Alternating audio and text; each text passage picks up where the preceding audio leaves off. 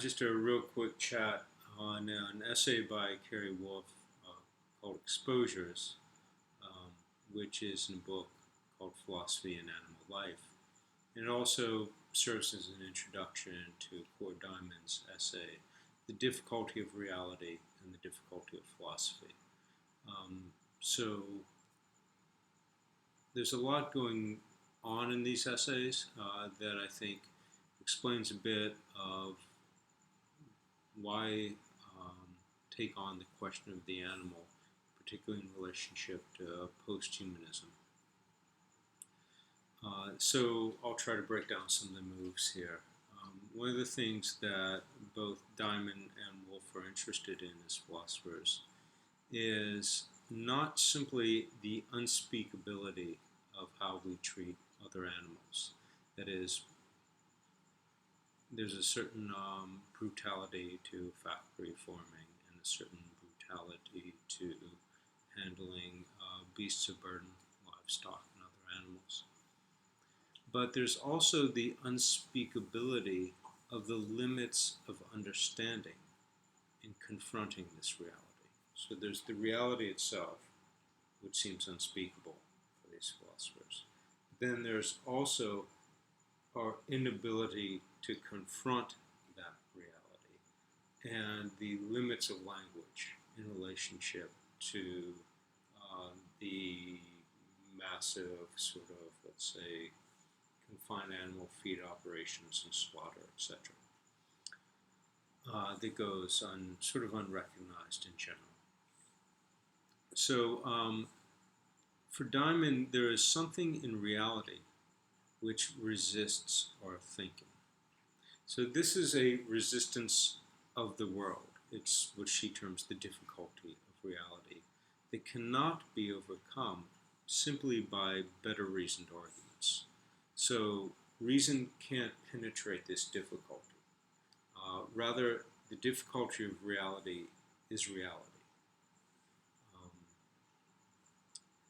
So philosophy, in this case, is not clutching or grasping at solutions. If we think of the word comprehension, to prehend is to grasp. So we're not trying to grasp at solutions. In other words, we shouldn't, as Cora Diamond says, we shouldn't deflect the difficulty of reality. Rather, we have to acknowledge our exposure and our suffering and vulnerability, and the vulnerability of other beings as well. The vulnerability of being a being in the world. This vulnerability then, Wolfe breaks down into two component parts. The first is physical vulnerability, and the second is a technicity, post-technicity, or we could call technological and systematic vulnerability. That is a fundamental example of a technological or systematic vulnerability is language. Now, what it means here, so we understand physical vulnerability. We're exposed to the world.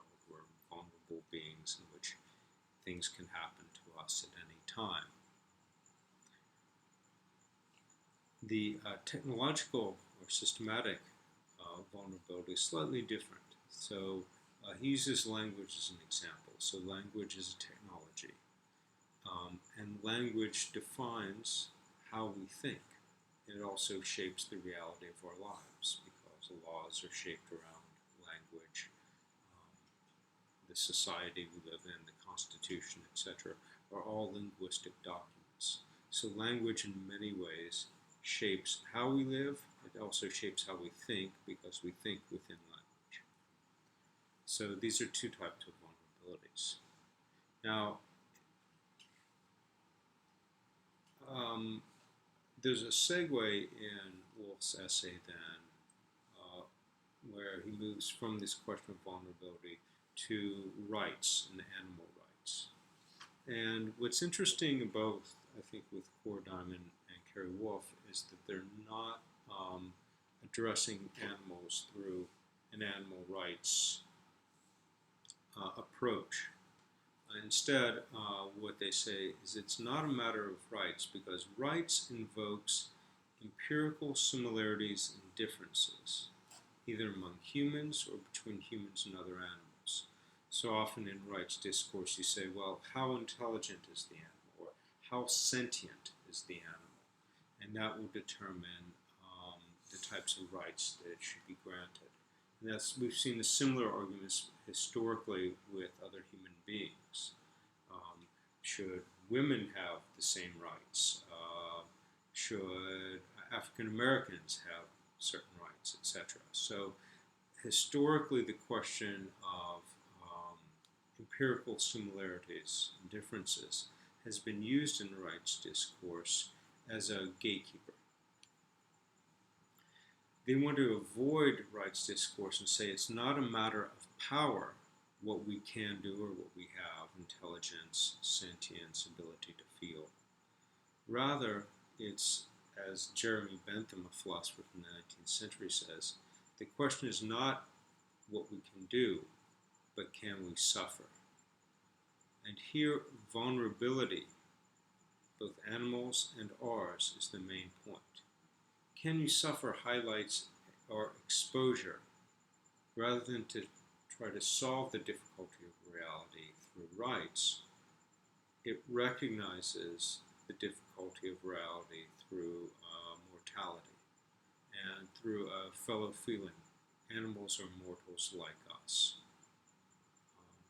So we both have a certain powerlessness.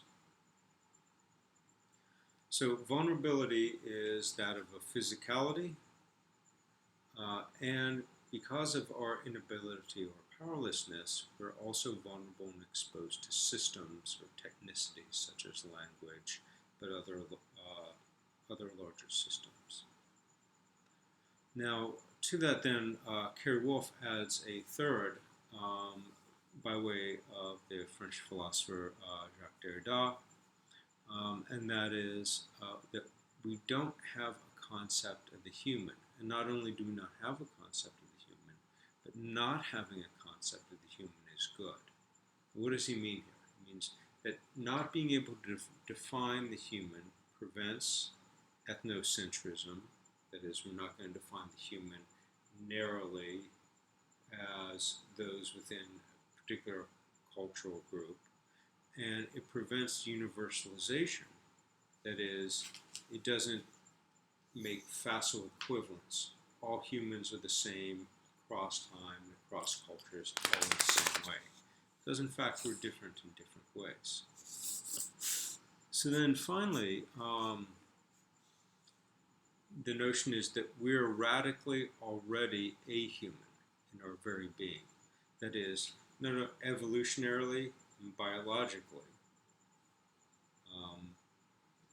humans shift over time, but also in our subjection to technologies such as language that are technologies outside of us, but also inform us.